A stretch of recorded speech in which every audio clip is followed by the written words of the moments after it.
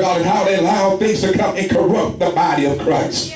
Glory to God. Amen. And understanding how God had to give them fair warning. If you read the Bible, you understand that this whole scripture was in red, not black. So who was talking? Jesus was talking. Amen. Glory to God. And letting the church know that there is a change that must be made. Oh, glory to God. See, a lot of times we love to hear a word from the Lord. We love for a prophecy to come forth. We love, glory to God, when somebody can say, glory to God, that God's getting ready to call you off your job and cause you to get every penny that you've been waiting for, and you don't have to work again. Then we want to jump and shout. But when we hear a real word from a real prophet, amen, when he said, look, God told me to tell you that it's time to take your key back from that Negro that's sleeping in your house that don't belong to you. Ain't gonna talk to me. Amen. And go ahead and give him his eviction notice. So legally can't nobody do nothing to you. Glory to God. And get your life in order.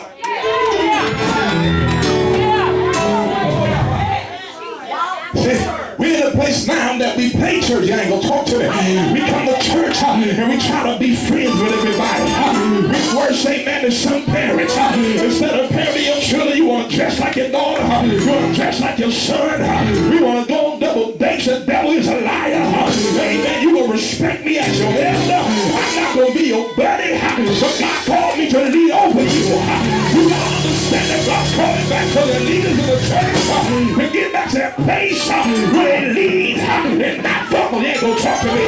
Stop letting the church become. Stop letting the church come and dictate to you how to run ministry when God already gave you the blueprint. It already gave you the vision. It's time to walk out in the faith of God.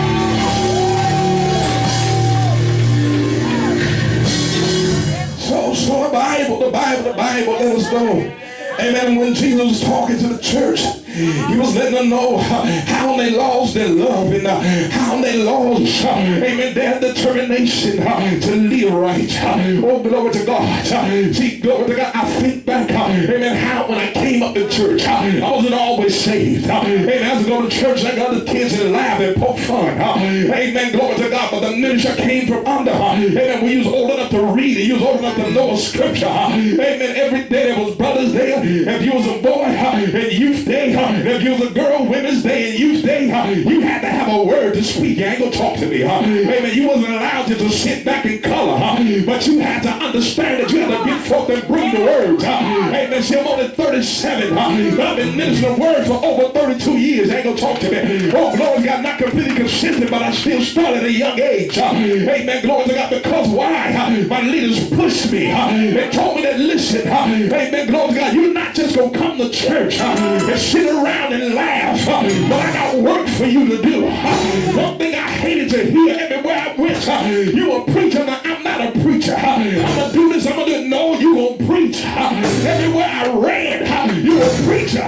Trying to go to the club. My cousin friend said, look, he don't even live right because he's a preacher. Oh, glory to God. How many of you know that you trying to hide, but God will still find you where he is? Oh, glory to God. But see, listen, you got to understand that the Lord is talking. He's speaking to the body. He said, listen, church, I need your love to come back. I need you to get back to that place that you understand who I am. That you understand that I'm the only lover that will love you like nobody else. I'm the only one that can caress you and make you feel like you're going to melt. I'm the only one that can speak sweet nothings in your ear and make you have more confidence than you ever had in your life.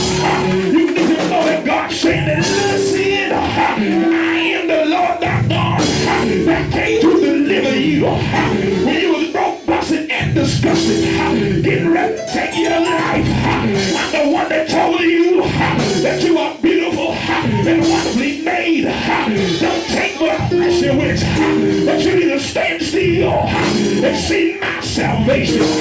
You better understand that God is looking for somebody that was made of mine, that I'm ready to live for him. I'm ready to live right because I'm tired of living all type of lifestyles, allowing all type of spirits to be attached to me, all type of spirits to run me crazy. I find your name and say, name, I'm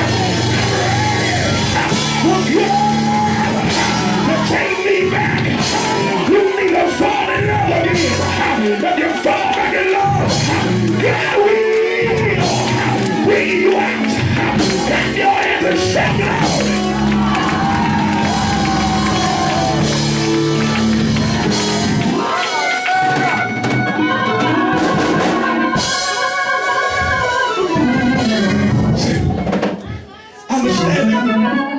We have a lot of people popping up all over the place. Yes. Everybody's a prophet, everybody's an apostle.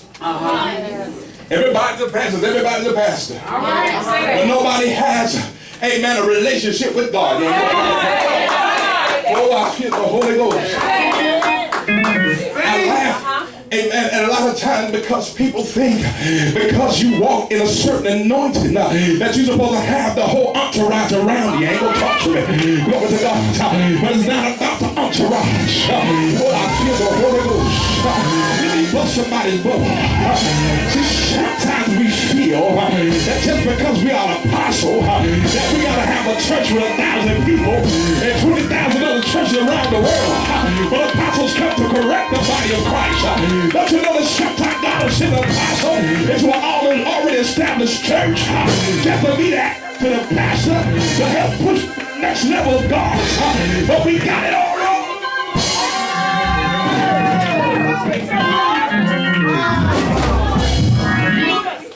God calls us to do his will, but we're trying to get spotlight.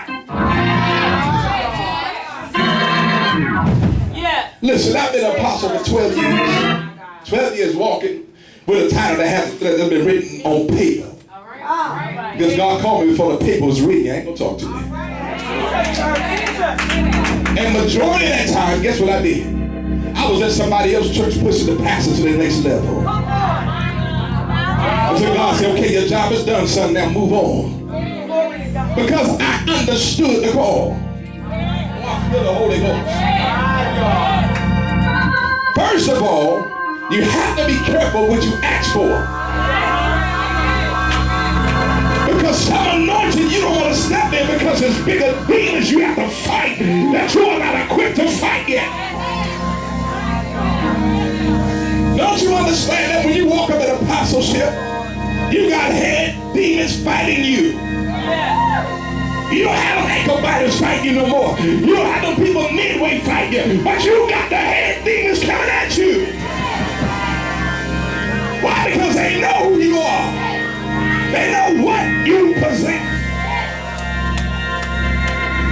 Because I don't understand. We got so many people. They come and say, oh, God called me to be a prophet. Glory to God, just because they, glory to God, have the spirit of the journey, don't even know the difference from the journey and prophesying. They ain't gonna talk to me. Oh, glory to God. You deserve something, and you think you're a prophet now. But when it comes time to really prophesy, you can't see anything.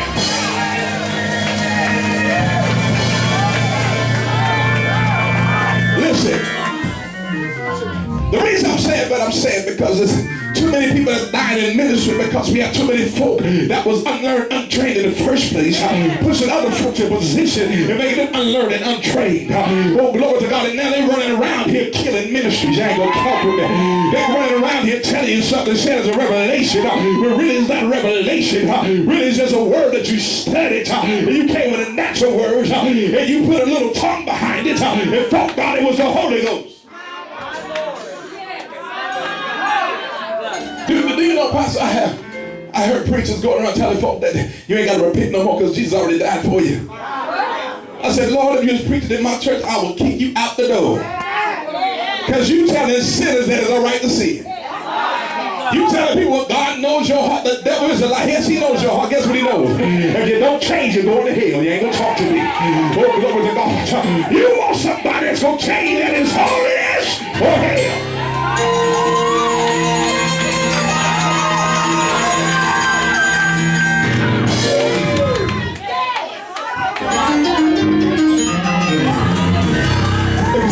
Neighbor, turn back to God, turn back to God. Oh, glory to God. But I like it in the 11th verse. Amen. Verse 45 and verse 4 it said, nevertheless, I have somewhat against thee, because thou hast left thy first love. Amen. When Jesus was talking, he said, look, I got a problem with you. I got an issue. I got a bone to pick with you. And what that is that you left your first love. Your first love is when you fell in love with me. When you fell in love with who I really really am. When you stop worrying about everything else, what everybody else is trying to do, but you start understanding who I was in your life. Glory to God. My problem is that you stop talking to me. Don't you know that press stopped in the church?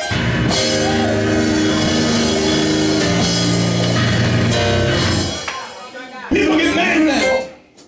If I come to church and you praying, service started at 11, I come in at 11 o'clock, and it's 11:30, you still praying, they get an attitude. Oh, they need to stop and have wisdom. That wisdom, like, no, you need to pray to God do something because God's trying to break something up in the atmosphere. Oh, glory.